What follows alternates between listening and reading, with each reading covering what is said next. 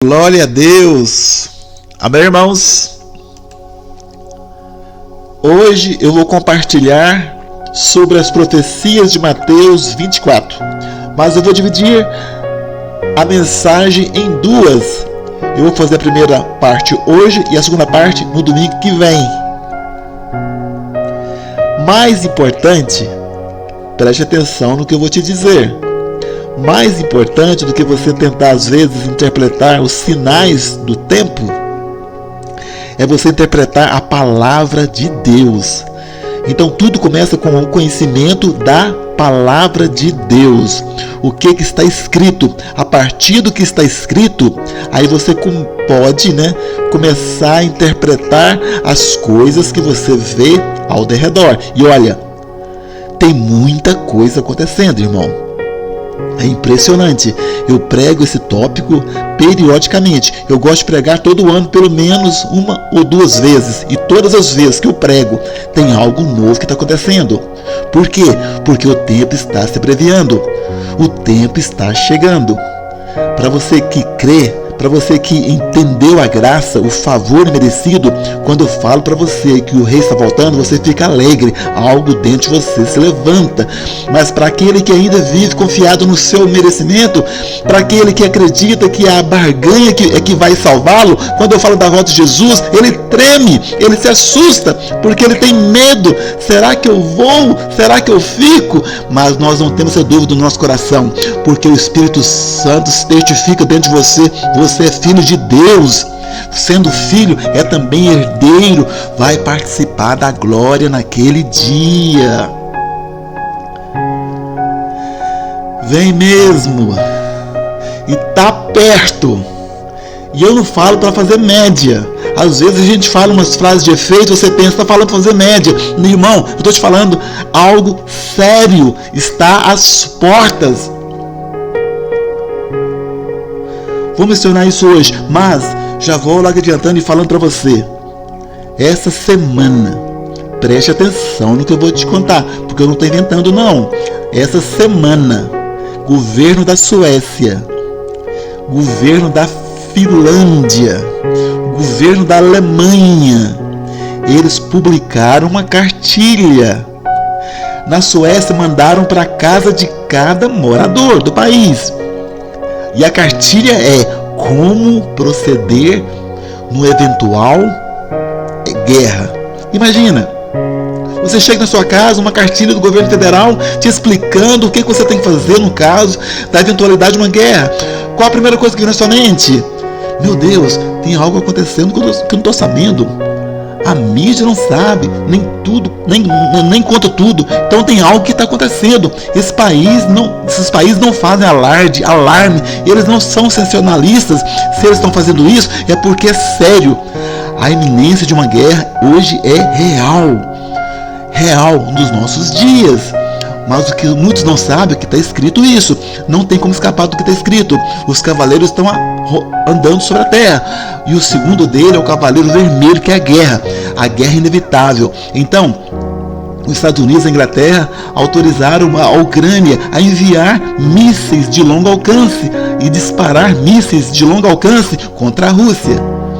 Os russos, em retaliação, aprovaram uma lei dizendo o seguinte: qualquer míssil de longo alcance que nos alcançar constitui uma agressão que nos dá o direito de retaliar com armas nucleares. Então eles estão ameaçando usar armas nucleares. Uma eventual guerra mundial, hoje, você sabe, os grupos já estão prontos, os grupos já estão definidos. Você tem de um lado o Ocidente, Estados Unidos, Europa, do outro lado você tem China, Rússia, os demais. É uma constelação.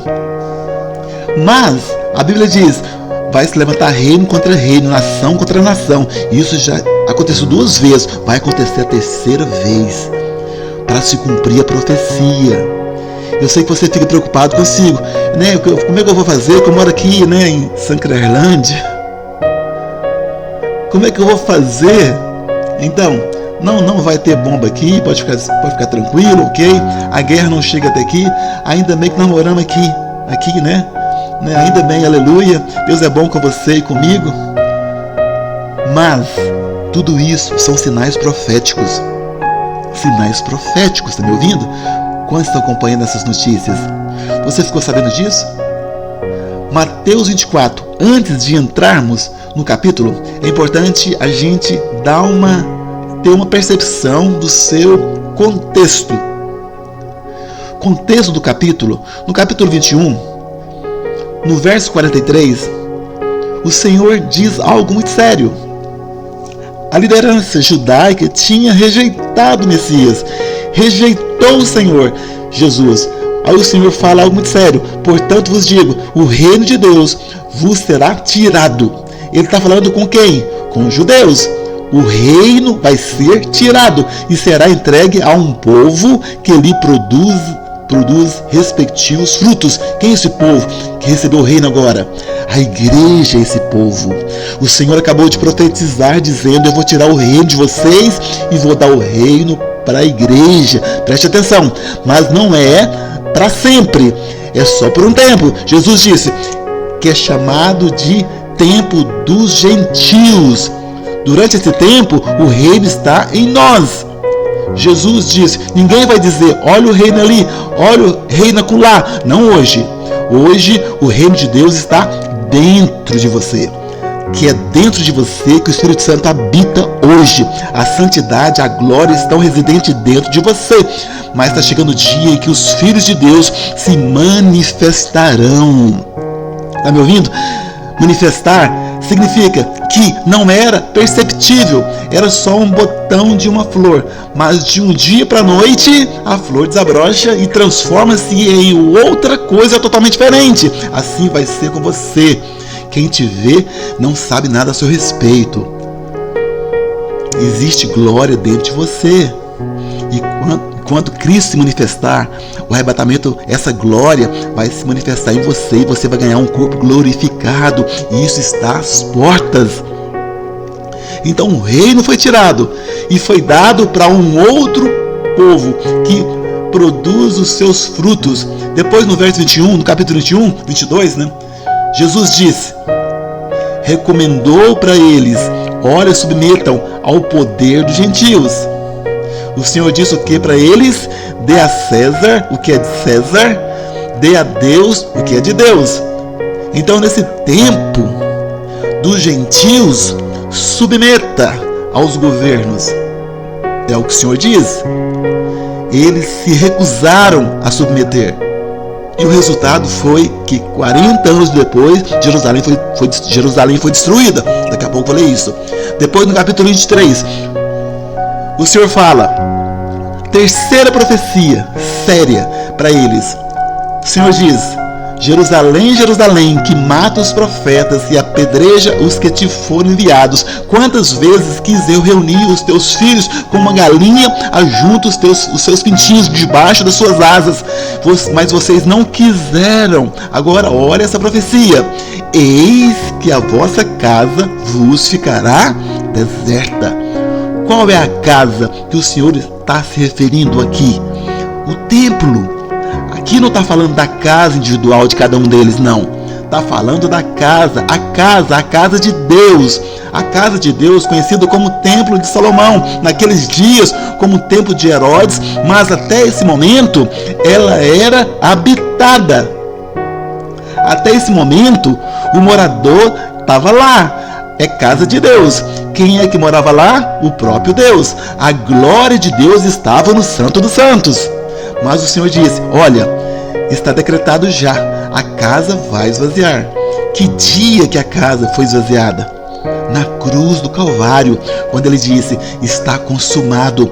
O véu do templo se rasgou. E quando o véu se rasgou, aconteceu o quê?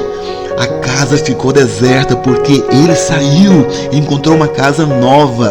Veio morar numa casa nova. E essa casa nova somos eu e você. Mas a casa do Velho Testamento, o templo, ficou deserto. E aí, agora vamos começar no capítulo 24. Vamos lá, verso 1. O capítulo 24. Deixa eu abrir aqui minha Bíblia também. Jesus, então, está saindo do templo. Jesus tinha ido ao templo. já ia se retirando, quando se aproximaram dele os seus discípulos para lhe mostrar as construções. A construção do templo era algo extraordinário, né? Era uma maravilha do mundo antigo, algo extraordinário. Eles pensaram assim: o Senhor vai ficar impressionado. Você não impressiona Deus, Deus impressiona você. O Senhor diz para eles: está vendo tudo isso? Verso 2: em verdade vos digo, não ficará aqui pedra sobre pedra que não seja derribada. Não ficará o quê?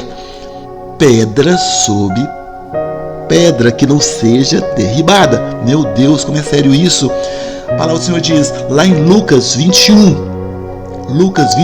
verso 20. A palavra do Senhor diz que isso se cumpriu. Então, essa profecia de Mateus 24, ela parcialmente se cumpriu. Quando? No ano 70. E o Senhor disse: quando, porém, vier Jerusalém sitiada de exércitos, sabeis que está próximo a sua devastação. Avança. Então, os que estiverem na Judéia, fujam para os montes.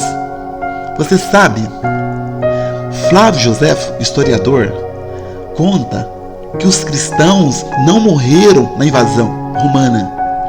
Não morreram. Por quê? Porque eles tinham o Evangelho. E Jesus tinha dito: quando vocês virem a cidade cercada, sitiada, foge para os montes. E eles todos fugiram para os montes. Foram preservados da destruição. Vê que coisa interessante, impressionante, né? Mais ou menos o que aconteceu no tsunami, que aconteceu lá na Indonésia. E você sabe, um país muçulmano, né? E era época de Natal. Eles queriam celebrar o Senhor, mas é proibido. O que os cristãos fizeram? Foram todos para um acampamento na montanha. E veio o tsunami. Não morreu nenhum membro da igreja. E porque eles são melhores? É porque são melhores? Não. É porque eles são pessoas mais santas do que? Não. É porque Deus faz distinção entre filho e filho. Entre o que é filho e entre o que não é filho. Você trata o filho do vizinho igual trata o seu?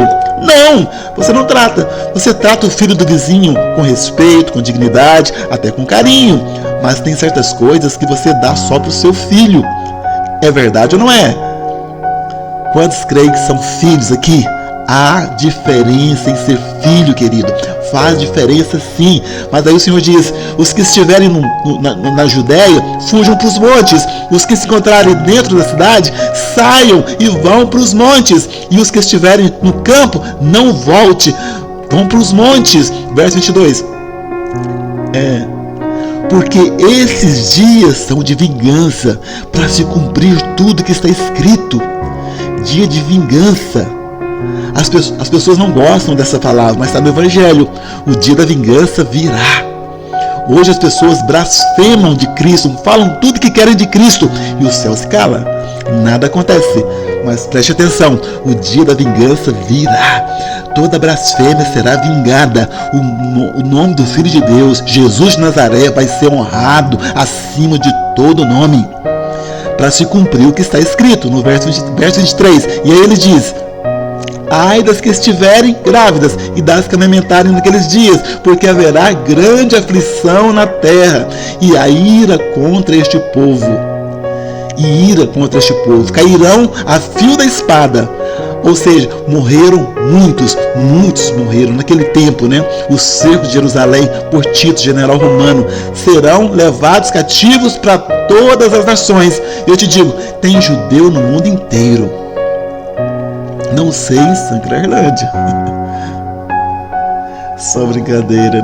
Domingo passado eu fiquei brincando, né? E no final do culto, o pastor de Sanclerlândia estava aqui e falou: pastor, vim com a caravana para te ouvir. É assim que você nos recebe, pastor?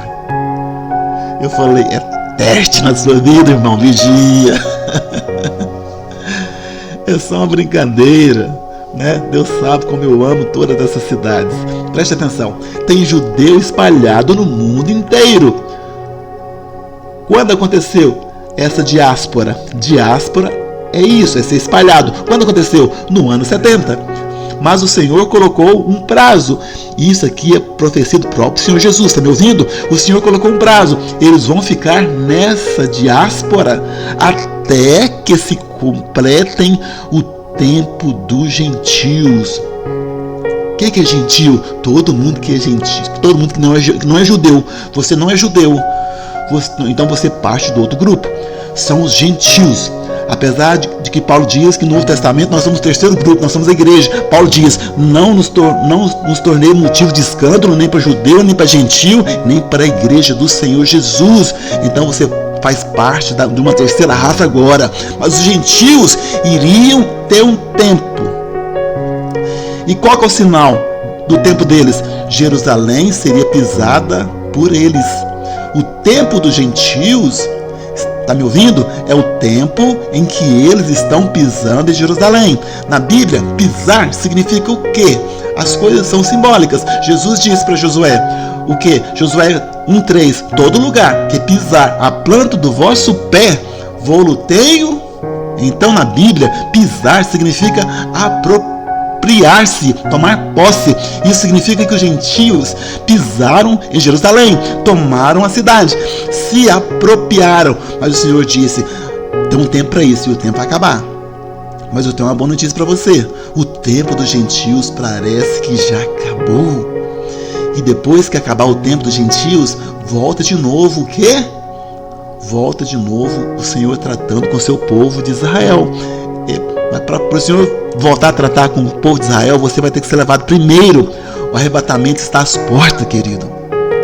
Em 1917, o general britânico Allenby entrou em Jerusalém com as tropas britânicas para tomá-la do exército turco-otomano, que se renderam.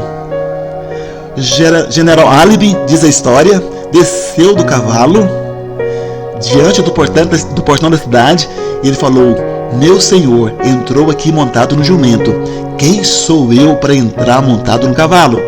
Ele desceu do cavalo e entrou a pé, e ele fez uma proclamação para os judeus do mundo inteiro voltarem para Jerusalém. Voltem para Jerusalém, porque agora na mão dos britânicos eles estavam liberando. Só que os judeus que foram espalhados pelo mundo prosperaram, se tornaram pessoas influentes, muito ricas. E aí voltar para Jerusalém era, como dizer, é como você mudar para Santa Crerlândia. Brincadeira. Olha para cá.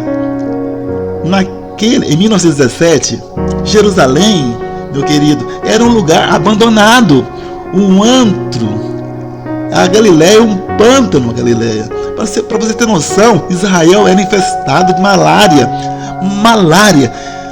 A gente pensa que só tem pelas bandas da selva. Era infestado de malária. Aí você falar para um judeu, dono de um banco, lá em Berlim, vamos para Jerusalém, ele ria de você. Então eles não voltaram, ninguém voltou. Mas Deus deu a chance para eles se livrarem do que estava por vir.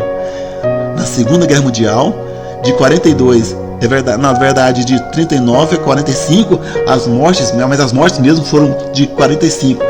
6 milhões de judeus foram mortos em campos de concentração. Mas veja, um homem havia proclamado, voltem, eles não voltaram. Mas, de qualquer maneira, em 1948 acabou, porque Israel se tornou nação. E um fato único na história, esse é um milagre, um sinal para você entender que a volta está breve. Depois de 2000 anos, desde o ano 70, esse povo não tem pátria, esse povo não tem terra, esse povo não tem governo, esse povo está perambulando pelo mundo, mas eles voltaram para sua terra, ressuscitaram a língua que ficou sem ser falada 2000 anos. Hoje eles falam a mesma língua que era falada no dia de Jesus. Se tornou um país de primeiro mundo, mas em guerra, ao derredor não há paz, só haverá paz no dia que o príncipe da paz pisar no Monte das Oliveiras. Mas aí preste atenção no que eu estou dizendo. Em 1967, veja bem, em 48, Israel virou nação. Mas Jerusalém não pertencia a Israel totalmente. Ela era dividida entre judeus e jordanianos. Não era totalmente Israel. Mas em 1967 tem a Guerra dos 6 Dias. Quantos dias, irmãos? Você sabe, as coisas proféticas se repetem. Israel derrotou os seus inimigos em 6 dias. Egito, Jordânia, Líbano, Síria, todos esses países atacaram ao mesmo tempo, cada um de uma direção. Israel os derrotou em 6 dias. Não existe precedente na história de uma vitória tão grande. Só tem um precedente. Quando é que foi? Quando Josué cercou a cidade de Jericó. Quantos dias a guerra durou? 6 dias, porque no 7º estava lá dentro da cidade. A história se repetiu. Em 67, os judeus tomaram Jerusalém de volta. Olha aqui, a profecia diz que Jerusalém seria pisada, mas agora Jerusalém voltou para as mãos dos judeus. Ou seja, quem é que está pisando em Jerusalém a partir de 67? Os judeus. Os judeus. Isso é algo que você precisa ter clareza. Pastor, isso significa que então que o tempo gentil cessou? Alguns interpretam que sim, encerrou o tempo dos gentios. Estamos às portas do reino. Mas eu tenho uma interpretação pessoal que você pode jogar fora se você quiser. Que a parte mais importante da cidade ainda não pertence a um judeu. Que é o local sagrado do templo. Esse local, hoje, existe uma mesquita muçulmana, mesquita de Omar ou mesquita da Cúpula Dourada. Está nas mãos de muçulmanos. Muçulmanos são gentios. Então, na minha opinião, Jerusalém está quase na mão dos judeus. Mas ainda falta um lugar, que é o lugar do templo. O templo vai ter que ser reconstruído. Nós vamos ler agora mesmo, porque vai ser profanado para o dia da vingança chegar. Mas você não vai ter que fazer nada disso. Você vai assistir isso tudo de camarote, para a glória de Deus. Amém? Quantos estão me acompanhando até aqui? Olha, me perdoem. Toda vez que eu falo de escatologia, eu dou muita informação. Por quê? Porque é difícil mesmo. Você está falando do seu banco, que coisa difícil, você está certo. Por isso você precisa do pastor para te ajudar e valorizar meu trabalho hoje. Não é mesmo um assunto fácil, mas 25% da Bíblia é profecia. É profecia. Para você entender, bom, vamos continuar lendo, né? Mateus 24. Aí, verso 3, quando eles chegaram no Monte das Oliveiras, então eles passaram pela Porta Dourada. Quem já foi em Jerusalém comigo sabe disso. Agora a guerra já acabou, nós vamos voltar lá em abril. Se você quiser voltar comigo, está convidado. Pela quantidade, amém, eu vou sozinho, mas amém, eu vou assim mesmo. Não tem problema. Olha para cá. É porque depois que o dólar chegou a 6, né? Tá difícil falar amém, né? Você fala um amém, né? Assim, meio engasgado, né? Mas ora pelo nosso país. Hora que o dólar baixa ou o seu salário sobe, mas algo vai acontecer. Ou quem sabe as duas coisas, hein? A pessoa, maravilha, o dólar cai e o seu salário melhora? A pessoa?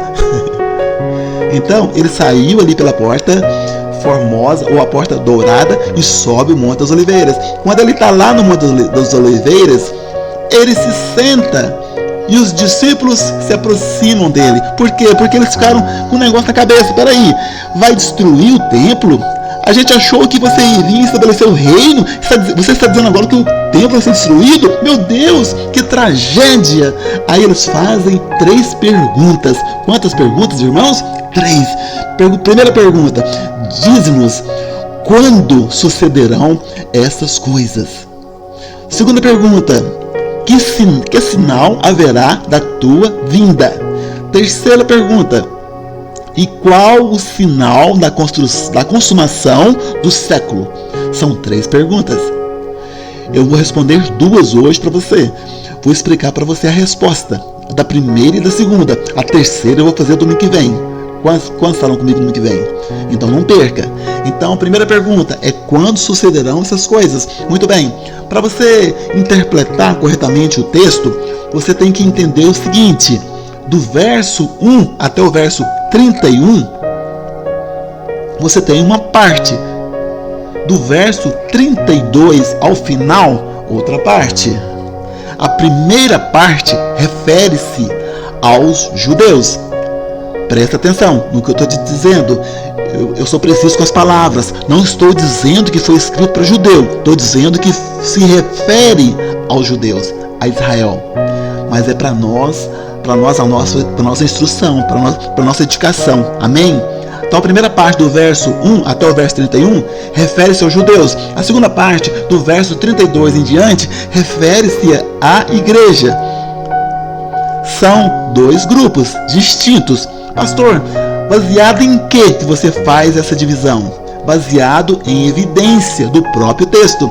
Então, por exemplo, do verso 1 até o verso 31, tudo é literal. Tudo é literal. Então, no verso 20, por exemplo, quando eu falo do inverno, é literal, né? Porque é difícil fugir no frio. Quando fala para fuga no sábado, sábado é literal.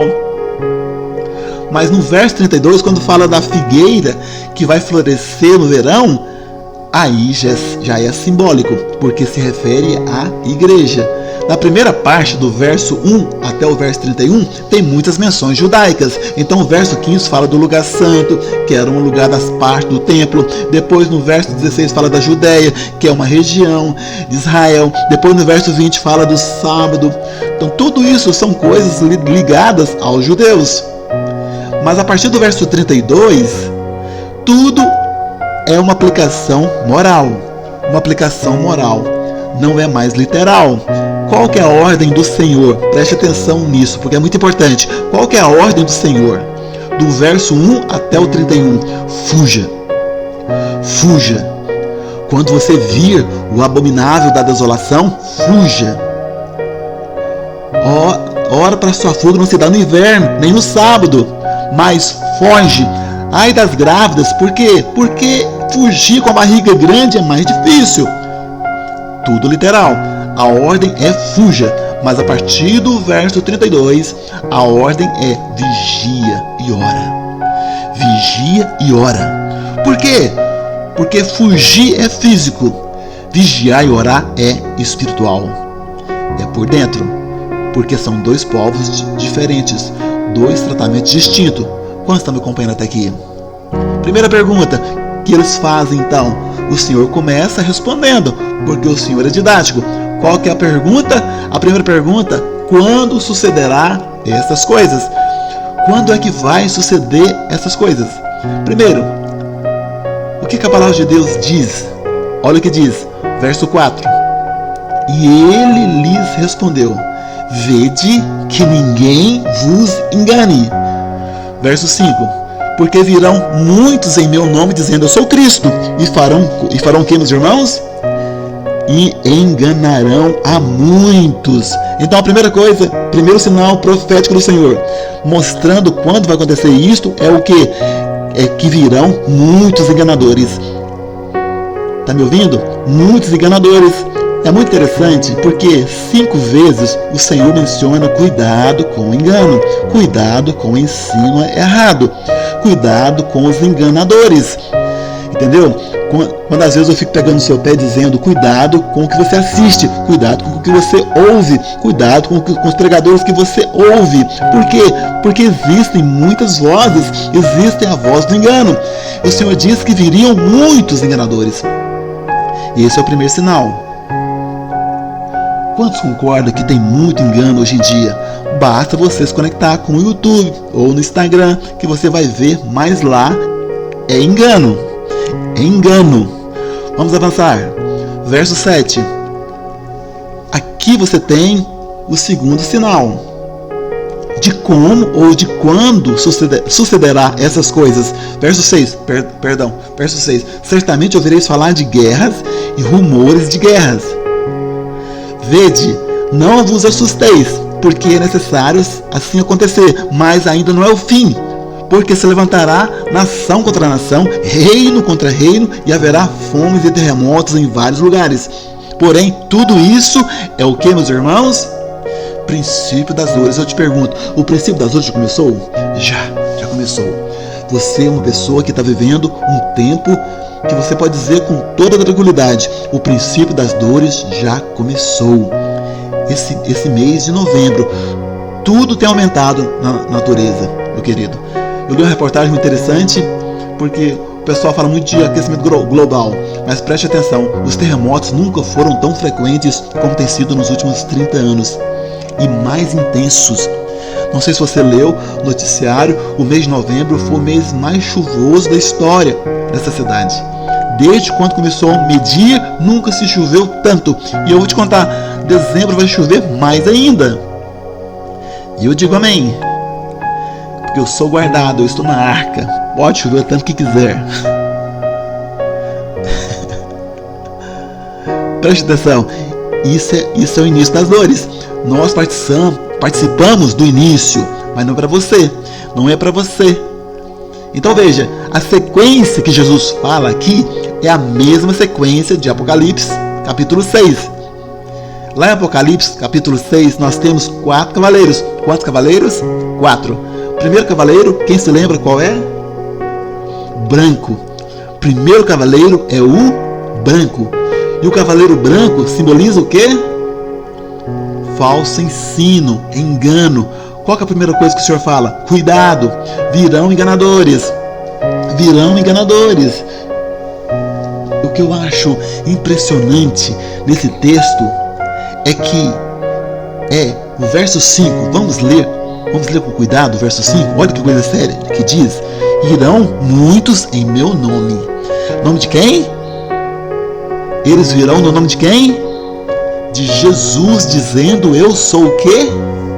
Como que é isso? Como que alguém chega e diz eu estou aqui em nome de Jesus para dizer que eu sou Jesus? Eu estou aqui em nome de Jesus e para dizer que eu sou Cristo. Não faz sentido para nós, mas você passa a compreender porque os judeus estão esperando o Messias ainda, então eles podem ser facilmente enganados. Você não é facilmente enganado, mas ainda assim o engano tenta seduzir a sua mente. De uma maneira como ele faz, é de homens que chegam dizendo que eu estou aqui em nome de Jesus para dizer que eu sou ungido, que você tem que ouvir. A palavra Cristo no hebraico significa ungido. Ungido. Muitos virão dizendo em nome de Jesus, que tem autoridade para controlar a sua vida, para mandar na sua vida, para dizer faz, não faz, como come, não come, casa, não casa. Ninguém governa a sua vida. Você é filho do Altíssimo, está me ouvindo? Só o ungido de Deus, Cristo governa você. Homem nenhum governa você, eu não governo você, e eu me recuso a governar você. Muitos irmãos querem que eu governe, muita gente manda mensagem: pastor, você acha que eu faço isso, eu faço aquilo? Eu não sei, você escolhe, vamos ver o que acontece. Pastor, mas eu quero que você fale. Eu não falo. Por que eu não falo?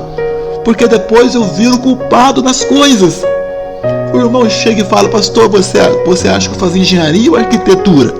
Aí eu digo: irmão, arquitetura é muito melhor. Aí ele vai lá e estuda arquitetura e termina e fala o quê?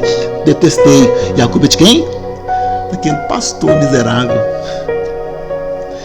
Acreditei nele.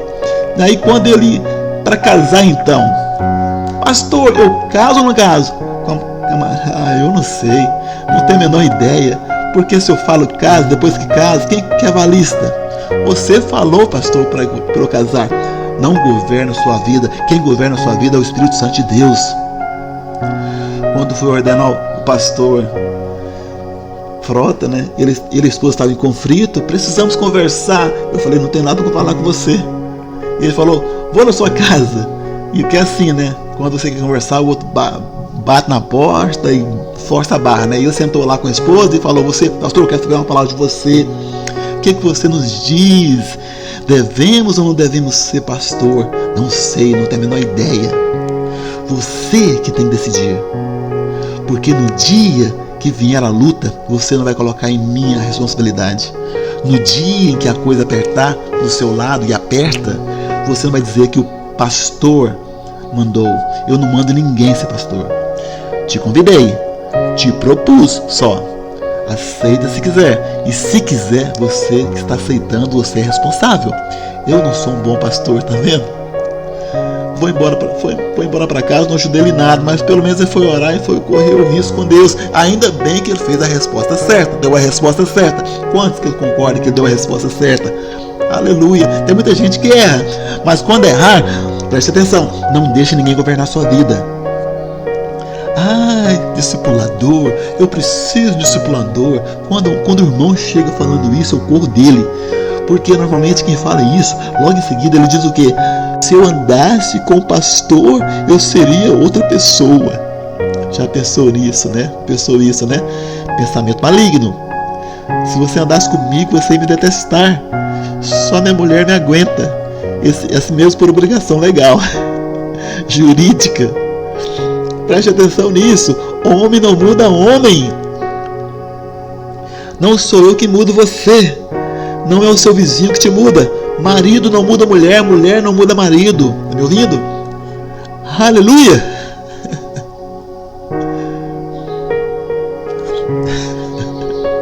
Aleluia. Então, o primeiro cavaleiro é o engano, é o cavalo branco. Mas depois, a palavra do Senhor diz o quê? Verso 6. Certamente vireis falar de guerra, de rumor de guerra. Guerra. Vai se levantar nação contra nação. Isso é o que? Qual cavaleiro que é esse? Vermelho, que simboliza a guerra. Depois dele, coloca uma revista corrigida, por favor, no verso 7, para a gente poder ler, por favor. Diz assim, palavra de Deus: porquanto se levantará nação contra nação, reino contra reino, esse é o cavaleiro vermelho, e haverá o que? Fome. Fome é qual cavaleiro? Amarelo. Amarelo esverdeado. Não, perdão, preto. Preto é a fome. Então você tem o branco, que é o engano, vermelho, que é a guerra, o preto é a fome. Vivemos a época da história com mais abundância e ainda tem gente passando fome. Mais de 1 bilhão de pessoas vivem comendo dias sim, 2 dias não. Você nem sabe disso.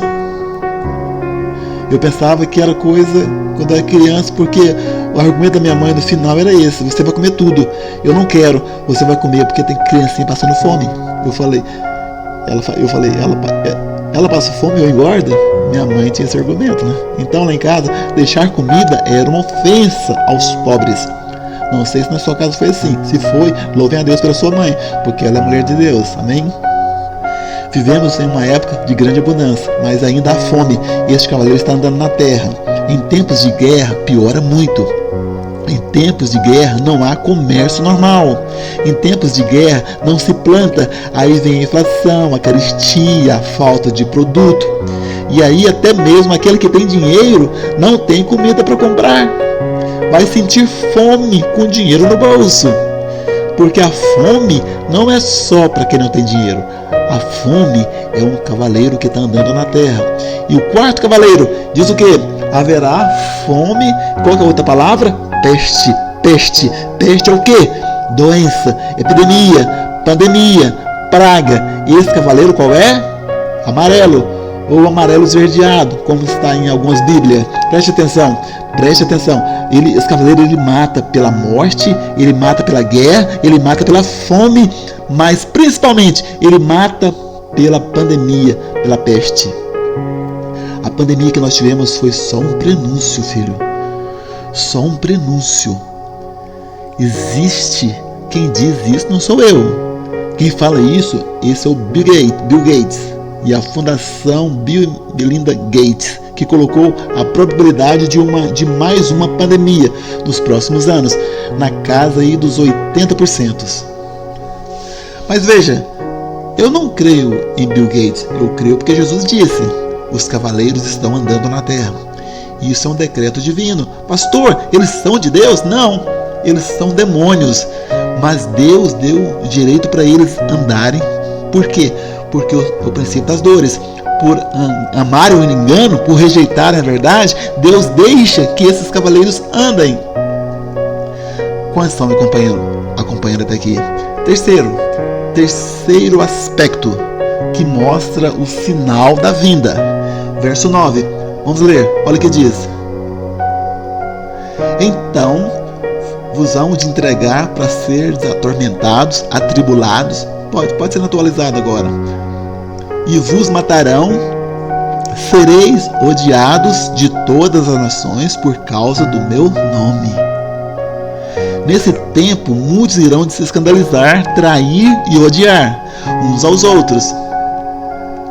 Avança. Levantar-se-ão muitos falsos profetas, mais uma vez o Senhor dizendo, e vão enganar a muitos. E por se multiplicar a iniquidade, o amor se esfriará de quase todos. Aquele, porém, que perseverar até o fim, esse será salvo. Preste atenção, vou começar do fim para o começo aqui. Aquele que perseverar será salvo. Qual que é a interpretação que você normalmente dá para esse texto? É que depende de eu perseverar para eu ser salvo. Nessa interpretação, eu quero te contar que você está com dislexia. É o contrário, entendeu? É porque eu sou salvo, então, inevitavelmente, eu vou perseverar. Perseverança é o sinal que você foi salvo. Não é condição para ser salvo. Todos os que creem vão permanecer até o fim, porque o Senhor diz que ia sustentar você nas mãos dele. Por isso você vai perseverar até o fim e vai experimentar a salvação de Deus. No entanto, nesse contexto aqui, está falando para os judeus. Então ser salvo aqui não é ser salvo do inferno, ainda não. É ser salvo da ira que está por vir, da grande tribulação. Ok? E aqui nesses versículos você vai ver o que? A preparação para a vinda do anticristo e do falso profeta. O amor se esfriará de quase todos, não se refere a você. Tem gente que prega isso para os irmãos, né? Mas a verdade é que se você nasceu de novo, você ama. O amor é o sinal de quem é filho de Deus. Quantos entendem o que eu estou dizendo? Mas parece que entre os judeus vai se esfriar, né? E vai se levantar falsos profetas, enganadores.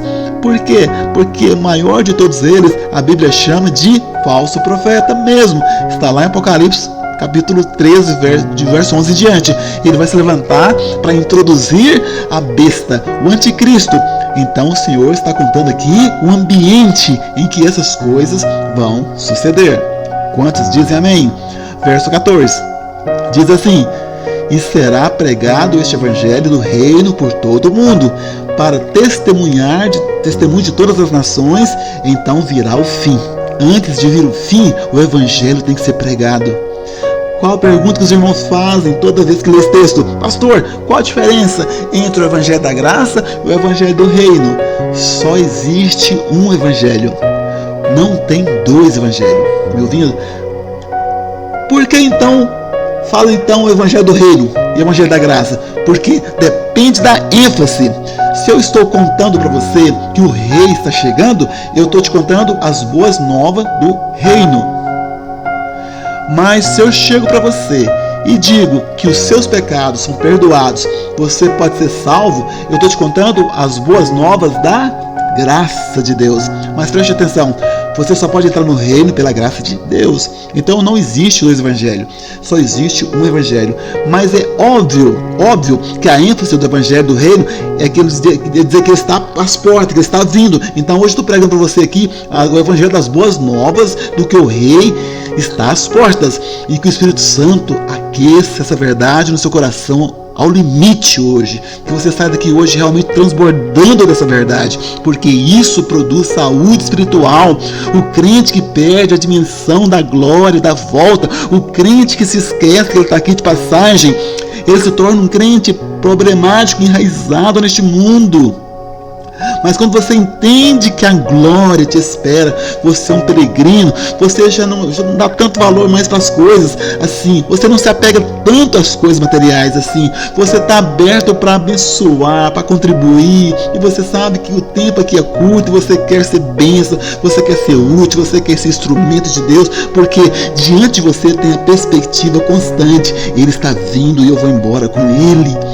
Mas hoje em dia você fala isso em alguns meios, você é tido como escapista, você está querendo fugir, né? Não quero fugir de nada, mas uma coisa é certa, esse mundo está entesourado para o fogo, e o fogo virá, eu sei disso, e preste atenção, não quero escapar de nada, eu só quero estar com o Senhor, aquele que nos ama, e com seu sangue nos libertou do pecado, e nos constituiu reis e sacerdotes para o seu Deus e Pai. Essa é a glória dos filhos de Deus. Tenha isso em mente. Agora, quem vai pregar esse evangelho rei? Provavelmente são os 144 mil de Apocalipse, capítulo 7.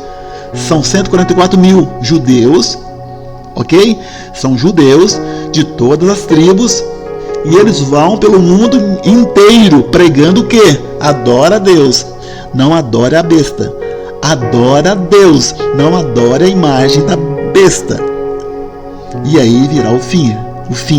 Mas hoje nós já estamos pregando o Evangelho da Graça. Verso 23, perdão, pulei aqui, verso 15. Verso 15. A partir do verso 15, nós temos a grande tribulação. Aí o Senhor agora vai falar alguns sinais. São sinais da sua volta. Olha o que ele diz. Quando vocês virem, vou colocar um português coloquial, quando vocês virem o abominável da desolação no lugar santo, isso é profecia de Jesus. Daniel falou disso, lá em Daniel 9:27. Vou pregar, se o Senhor permitir, para janeiro, fevereiro, que são 70 semanas de Daniel. Olha para cá, Daniel diz que o templo seria profanado, e já foi uma vez, por um cara chamado Antíoco Epifânico, que entrou no templo e sacrificou um porco no Santo dos Santos e colocou uma imagem de Zeus no lugar santo. Esse cara não era o anticristo, mas ele era uma sombra, uma ilustração daquele que virá. Aí o Senhor Jesus pega essa profecia de volta e diz, lembra que Daniel falou? O lugar santo vai ser profanado. O lugar santo era uma das 3 partes do templo. O templo tinha quantas partes, irmãos? 3 partes. A primeira era o átrio, e a segunda era o lugar santo, e a terceira o Santo dos Santos. Então o lugar santo vai ser profanado. Verso 16. Então os que estiverem na Judéia fujam. Continue. Quem estiver sobre o eirado, não desça para tirar nada da casa, foge. Continue. Quem estiver no campo, não volta atrás para buscar o seu Rolex, por favor. Foge. Ai das que estiverem grávidas e das que amamentarem naqueles dias. Isso aqui não são coisas simbólicas, é literal. O anticristo vai perseguir os judeus no dia em que ele colocar a sua imagem para ser adorada no templo. Isso está Apocalipse capítulo 3, depois você lê. Ele vai colocar a imagem para ser adorada, para ele ser adorado como Deus. No dia que eles fizerem isso, começa a grande tribulação, começa o dia da vingança, começa o dia da ira. Preste atenção, a ira de Deus não virá sobre nós, mas a ira do dragão vem, a ira do diabo sim. Então, o que os judeus vão sofrer aqui é a ira do diabo sobre eles. É por isso que ele diz, ore para que a fuga não seja no inverno e no sábado. Por quê? Porque no sábado é de descanso, você vai ter que quebrar o sábado. E se for grávida, amamentando, é muito difícil fugir. Aí o Senhor conclui, porque nesse tempo haverá o que, meus irmãos? Daí surgiu a expressão grande tribulação, que nós falamos para você. A grande tribulação virá, foi Jesus que disse. Eu estou apenas repetindo o que ele disse para você. Haverá grande tribulação, como desde o princípio do mundo até hoje não tem havido e nem haverá. Jamais. Não haverá jamais. Esse é o dia da ira. Vamos ler o verso 22 também? Diz assim: não tivessem aqueles dias sido abreviados, ninguém seria salvo, mas por causa dos escolhidos, tais dias serão abreviados. Aleluia! E o último ponto, quando o Senhor responde, acho que eu vou ficar na primeira pergunta hoje. Pensei que eu ia responder duas, vou ficar só na primeira. Eu não estou correndo e nem estou com pressa. Só tenho pressa que ele volte. Amém? Pastor, eu não consigo entender tudo que você fala. Vai guardando, vai aprendendo, vai juntando pedra com pedra. Quem está comigo há muitos anos entende tudo que eu falo. É verdade ou não é? Quantos estão comigo há vários anos? Então você entende. Agora tem muitos aqui que são novos. Chegou tem pouco tempo, me ouviu pouco, aí você acha que eu estou te falando informação demais, você fica preocupado. Não se preocupe, vai aprendendo. Daqui a pouco, quando você menos esperar, você está juntando uma peça com a outra. Verso 23, aí diz assim: então, se alguém vos disser, eis aqui o Cristo, ou ei-lo ali, o que o senhor manda falar? Não acredite. Por quê? Porque ele vem nas nuvens. Ninguém vai dizer, olha ele ali, olha ele naquele apartamento ali, olha ele naquele culto. Não. Ele vem nas nuvens. Por isso ele disse, se alguém te falar, não acredite, porque surgirão, olha o Senhor falando de novo, falsos cristos e falsos profetas. São dois tipos diferentes de gente. Falso Cristo é a besta. O falso profeta é o mensageiro da besta. E eles vão operar grandes sinais e prodígios para enganar, se possível, mas não é possível enganar os próprios eleitos. Preste atenção no que eu vou dizer. Eu vou encerrar com esse ponto, mas é preciso dizer para você: hoje só tem um que morreu e voltou dos mortos. Só um. Mas a Bíblia diz, em Apocalipse 13, que o anticristo será ferido de morte e vai ressuscitar. E as nações vão dizer, só pode ser ele. Esses são os grandes sinais do engano. Hoje, se alguém diz ser o Cristo, tem que fazer os milagres que ele fez. Concorda comigo? Alguém me mandou um videozinho daquele humorista Danilo Gentili entrevistando o Henry Cristi. E aí perguntou para eles, você quer tomar um vinhozinho? E o Henry Cristi, sim, claro, aceito. Aí o Danilo Gentili trouxe um copo d'água. Falou, pode fazer o serviço agora. É humorista, mas está coberto de razão. Ninguém fez os sinais que ele fez. Ninguém transforma água em... porque isso vai contra as leis da física. Ninguém multiplica matéria. Pão não gera pão, tá me ouvindo? Vai contra as leis da física, mas ele é o Senhor de todas as leis, está acima de todos os governos. Ninguém anda sobre água, mas vai contra as leis da física. Concorda comigo? Mas ele anda sobre as águas, porque ele está acima das leis da natureza. Mas a maior vitória é vencer a morte. Nenhum homem é capaz de vencer a morte. Estando aqui, a única certeza que você tem é essa: você vai morrer. Mas nenhum homem, um homem só voltou, só um voltou, né? E ele voltou. E ele voltou com a chave da vida e da morte. E tornou-se o Senhor de vivos e mortos. E recebeu toda a autoridade no céu e na terra. Ele voltou.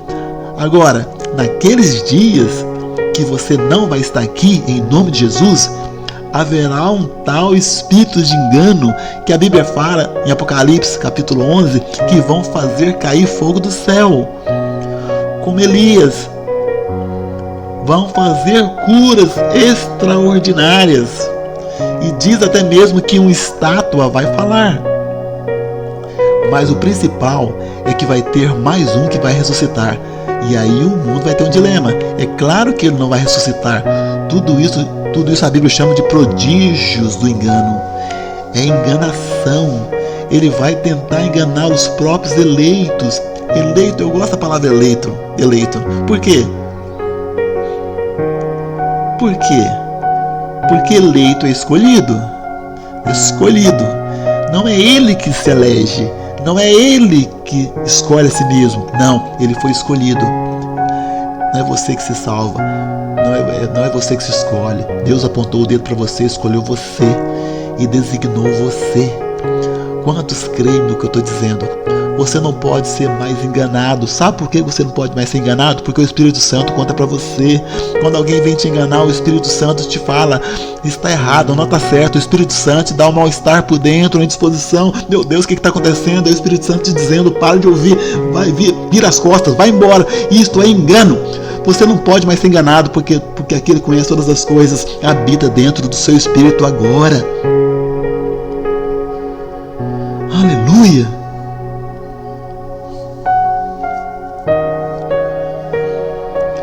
Acho que eu vou terminar. Quantos me dão mais 10 minutos? Qual é a segunda pergunta? A segunda pergunta é: qual vai ser o sinal da sua vinda? Verso 29. Quais são os sinais da vinda? Preste atenção, a volta do Senhor tem 2 momentos. Quantos momentos, irmãos? 2. O primeiro momento é oculto.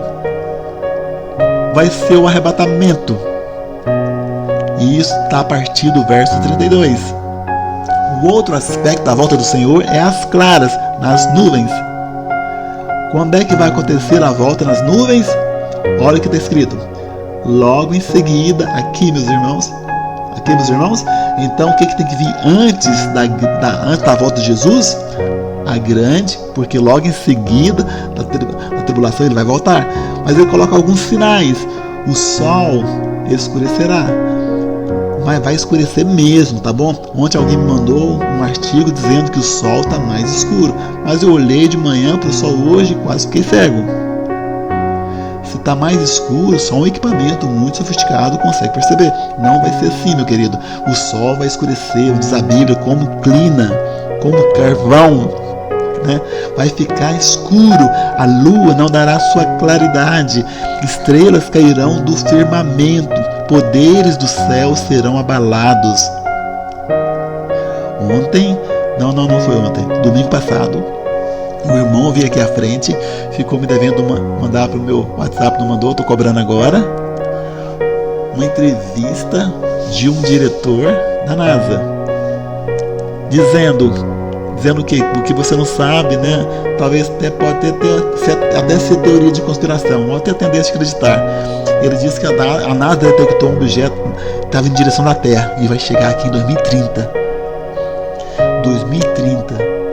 Mas o que ele disse que é mais impressionante é que esse objeto mudou a trajetória. Ele disse: objetos do céu, meteoros, asteroides, não mudam a trajetória, a não ser que tenha algum impacto no caminho, mas este já mudou a trajetória várias vezes. Tem alguém vindo para cá, filho. Tem alguém vindo para cá. Marca. Pastor, você está marcando data, pastor? Eu não sei no dia nem a hora, mas a Bíblia fala que esse dia não vai pegar você de surpresa. Não vai pegar de surpresa, porque você não está dormindo como os demais lá fora. Você está acordado. Porque você está acordado, você vai ver a estrela da manhã brilhando sobre você. Ele está às portas. Ele está vindo. Aleluia! Verso 30, avança. Então aparecerá no céu sinal do Filho do Homem. Aparecerá o que, meus irmãos? Que sinal é esse? Não sei. Mas você concorda que tem muitos sinais acontecendo ultimamente? É muita gente vendo OVNI, é muita gente vendo coisas impressionantes no céu. Eu não sei que sinais, mas a Bíblia fala que vai ter um sinal. Qual que é o sinal mais óbvio do Filho do Homem, na sua opinião? Na minha opinião, é a cruz. Quando você vê a cruz, você sabe, só pode estar falando dele. Será que não vai aparecer uma cruz também no céu para você ver? Não sei. Só estou elucubrando para você aqui, né? Mas vai aparecer um sinal. Não seja que sinal que for, todo mundo vai saber que é o Filho do Homem. Todos os povos da terra se lamentarão. Não vão ficar alegres. Eles vão lamentar. Ai, meu Deus do céu, os crentes estavam certos. Oh, meu Deus. Eles vão se lamentar. Até aqueles que o feriram, né? E verão o Filho do Homem vindo sobre as nuvens do céu, com poder e muita glória. Ele vem das nuvens, todo olho o verá. Vamos avançar? Verso 32. Ele enviará... verso 31. Ele enviará os seus anjos com grande clangor de trombetas. Apocalipse fala de pelo menos 7 que vão tocar antes, mas na hora que ele aparecer nas nuvens por ocasião da 7ª trombeta, haverá forte clangor de trombeta, os quais reunirão os seus escolhidos, os quatro ventos de uma a outra extremidade dos céus. Alguém fala: pastor, mas na volta, nos ares, ainda vai ter crentes? Vai. Lá em Apocalipse capítulo 12, verso 17, fala da grande tribulação, capítulo 12. E lá diz uma coisa interessante, né? Ok, não é esse versículo, capítulo 12. Deixa eu olhar aqui. 6. Não. Eu vou abrir aqui Apocalipse 12. Quero ver qual que é o versículo. Diz assim, verso 17. Apocalipse 12, 17. Diz assim: irou-se o dragão contra a mulher e foi pelejar com os restantes da sua descendência. Quais são as descendências da mulher? Os descendentes da mulher. Apocalipse 12, a mulher representa a totalidade do povo de Deus. É que você pensa que o povo de Deus, só você, mas não é não. A totalidade. Mas aí a Bíblia diz que eles são dois grupos. São os primeiros, os que guardam os mandamentos de Deus. Quem é que são esses? Os judeus. E o segundo grupo, os que têm o testemunho de... Então, quem é que vai ser perseguido pelo diabo na grande tribulação? Judeus e cristãos que ainda estiverem aqui. Eu não quero estar aqui. Eu quero participar do arrebatamento. Mas é provável que na grande tribulação ainda vai haver conversão. Vai ter gente que vai se converter. Vão ser perseguidos. Entendeu? Não leia esse versículo de maneira torta. Alguém me mandou esses dias o versículo dizendo: tá vendo, pastor? Nós temos que guardar o testemunho de Jesus e também os mandamentos de Deus. Está escrito. Não é um grupo só. São dois grupos. Você é do segundo grupo, filho. Você guarda o testemunho de Jesus.